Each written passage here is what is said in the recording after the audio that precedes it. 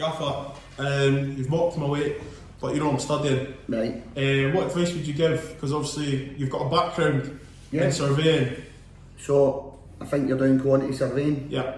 Get out as quick as possible. Okay. How you doing? Aye, not bad. Not bad, Good.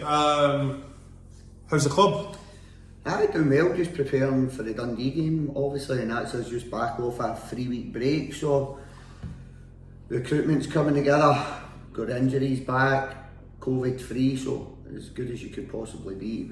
With the winter break obviously happened and so on, you know, as a manager, what is that like for you? It's needed. It's massively needed when you come to the end of the December schedule, especially during COVID, which has made it extra tough. So it's needed. That allows you to go away, reset, get a wee bit of time off, albeit you don't really get time off as a manager, but you're not in the club.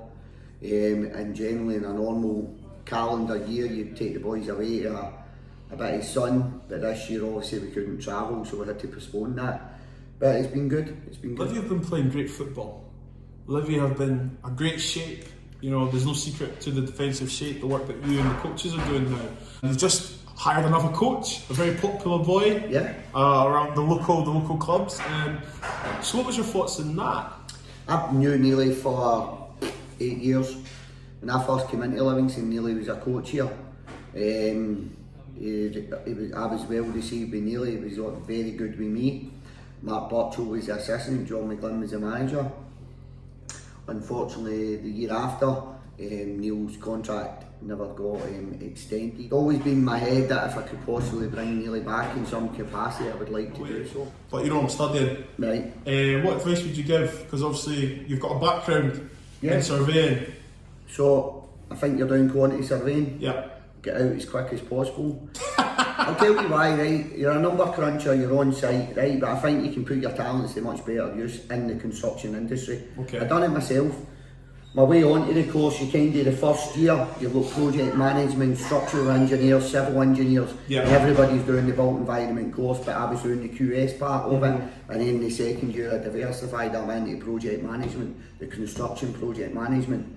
And then the structural engineers went separate, civil engineers went separate, and the QSs stayed the same. I don't know, I've worked in the construction industry for years, and I find, listen, everybody's different, Bobby, but I find the QS bit is quite boring. It's boring. You're a number cruncher, you're like a construction accountant. Yeah. Do you know what I mean? But I think if you have got a desire, a passion for construction, don't waste it on being a QS. I don't mean that against anybody who's a QS. I don't mean it like that.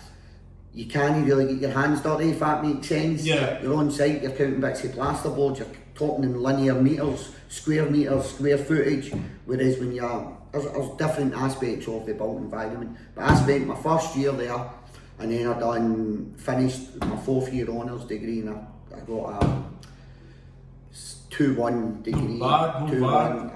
I should have got my first class degree, to be fair, but I started my dissertation too late. Okay. And my dissertation I was doing that when I just came out of prison as well, and I was out of prison for 12 months. I was trying to get back on my feet. I had a job, I was working like 40, 50 hours a week trying to get my dissertation done, because when you're into your 4th year, you're not really at university a lot. Yeah. Like your modules and that to do, so you can stay away from university and work and try and do as much in the house as possible. And that's where I was. So with a wee bit more application, a wee bit more focus, I got my first class honours degree, no bother. But I finished with my odd 2-1 Bachelor of Science degree. But I think for me, I'm glad I came away from quantity surveying. Okay. Because as more and more I got involved in the construction industry, more and more I recognised that sitting behind a desk and maybe going out a site and checking meterages wasn't really me, do you know what I mean? I enjoyed working with different aspects of different people. So my employer is trying to make me an estate surveyor. Not bad. So basically, this subject was the only one available for me to go and study. Right. But it diverses in all its units. So it was the most relevant thing, and I had to jump on something quickly. So as soon as I get this, I've got two. I mean, the second part of my second. Flip it, can't you? Yeah. So what's going to happen now? They're going to change me into an estate. So as long as I get a degree, estates is quite an interesting one that I've done as well. Like the QS to start with, and then the more and more I realised Do you know what I mean? That probably wasn't where I wanted to go. I think people have a preconceived image of what a quantity is. Yeah, 100%, 100%. You actually get down to the nuts and bolts. Dress sense has completely changed. From trackies to always, be looking a bit suave. Is that Marvin's doing? Do not take fashion. He's always in trackies, eh? Fashion advice off Marv. No, it's just on a match day. I'm in tracksuit. I've been in a tracksuit for the last 8 years. And on a match day when I took over the manager's job, I think players have got a different dress when they come in. So on a match day, players have got their match day collar, t-shirt, their match day tracksuit. And I think when you're getting up in the morning and for playing football myself, when you're changing what you're wearing, it just gives you a wee bit more focus.